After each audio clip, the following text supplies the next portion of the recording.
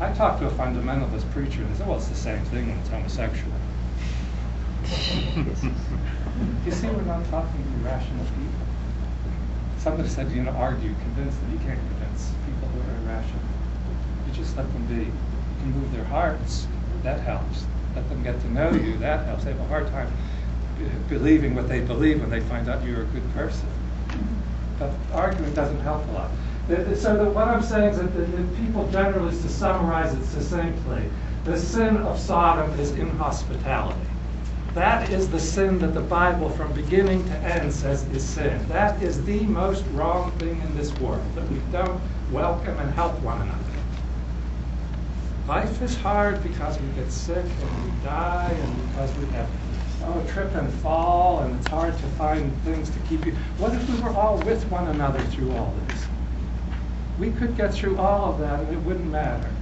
Did you know Angels in America? Tony Kushner's, it's a long 6-hour play, but it ends up where God is not in his office anymore. There are no angels. It's called Angels in America. It turns out who are the angels? It's the little group of people at the end who are friendly and supportive. And they're getting through life because they have one another. This is gay community as far as I'm concerned, gay family. If we had one another, life would be fine. We could get through everything. But we just take advantage of one another and step over each other. That's the sin of Sodom. So if you want to get nasty about it, the people who are opposing us in our rights and our wish to live with each other in love, they're the Sodomites. They're the people who are not welcoming and opening and sharing. That's what the sin of the Bible is all about. It's that simple. You don't have to believe in God. You don't have to believe in Jesus or Buddha or Moses or anybody. If you're a good person in your heart, well, that's what we've been called. And it doesn't matter what I do with this. I just got a cell phone 2 months ago and I forget. Paul. Yeah, I'm in the middle of the lecture. I'll call you back. Sorry. Oh.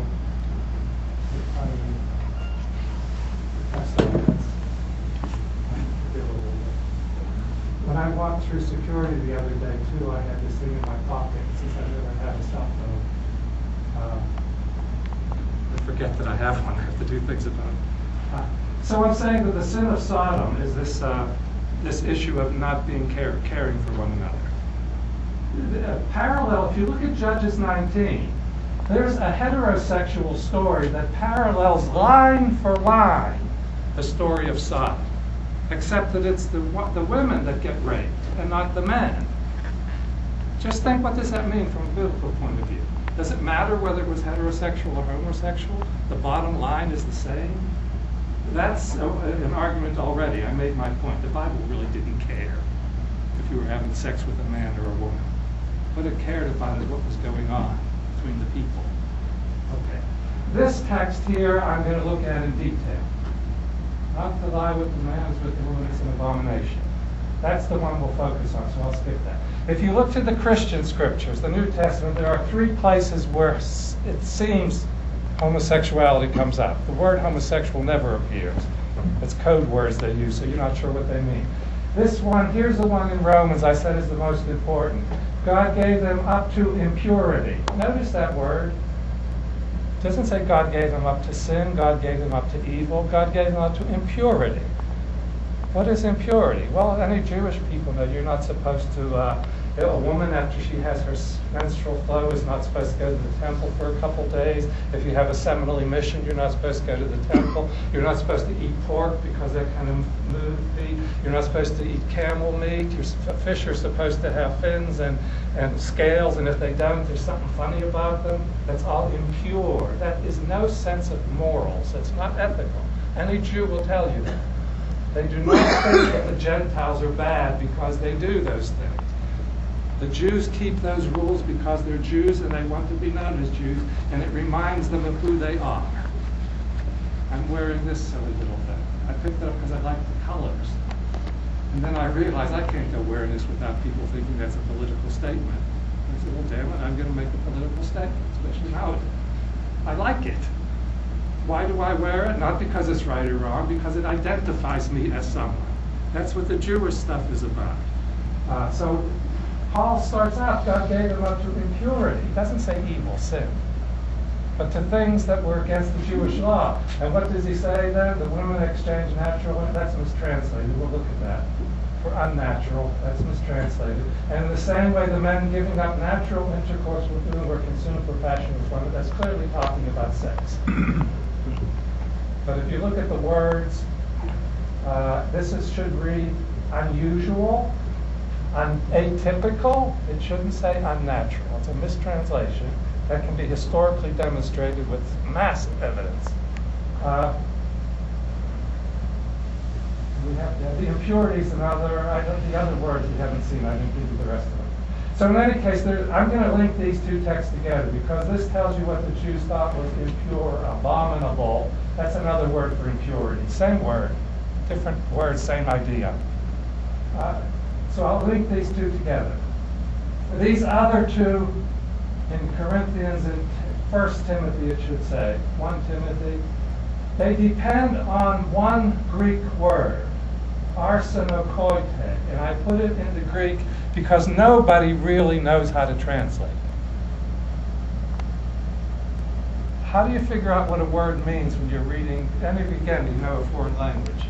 I just read Lambda's little book, Librito Privata, and it's about legal issues if you're involved in sex with other same sex and what you have to look out for. You come across a word you don't know. How do you figure out what it means?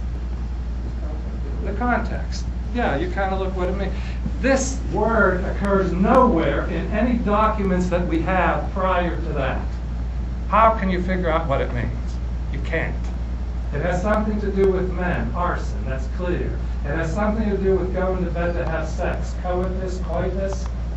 So it has something to do with men having sex. It clearly does not include women. It's talking about men, but in what sense having sex? That is not clear in that word. It's been translated in all different ways through history, and now they translate and get homosexuals. My point here is that this can't be used as an argument because nobody knows for sure what it means. We have found in history 6 other places in ancient documents where this word occurs after the Christian Testament, probably based on it. 5 out of the 6 have something to do with foul play around sex and money. It's not around men having sex with men. It's somebody abusing money matters and sex.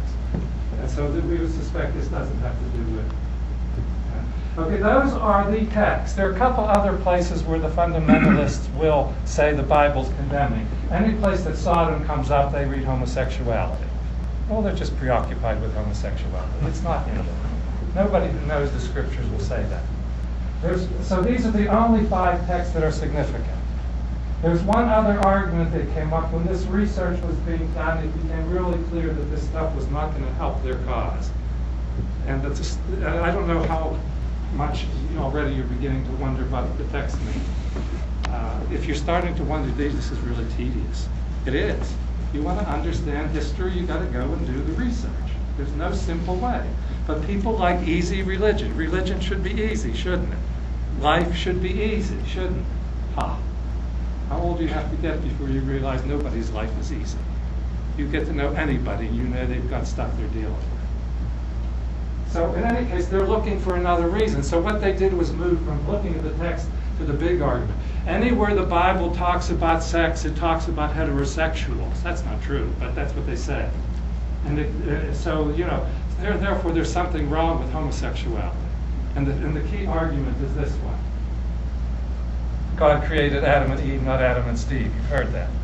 And I keep wondering, well, who created Steve? Really? I mean, they're saying that the creation stories talk about man and woman. If you go to the creation stories and look at them, I'm presuming something you have to talk about a little bit later. Nowhere in those texts will you get any indication that they were writing with the notion of homosexuality versus heterosexuality in mind. Why would you think that's what those texts mean when that's not what they were thinking when they wrote it? It didn't have to do with sexual orientation. It had to do with humanity and our unwillingness to live in love with one another, disobeying God, and therefore living a life that's harder than it should have been.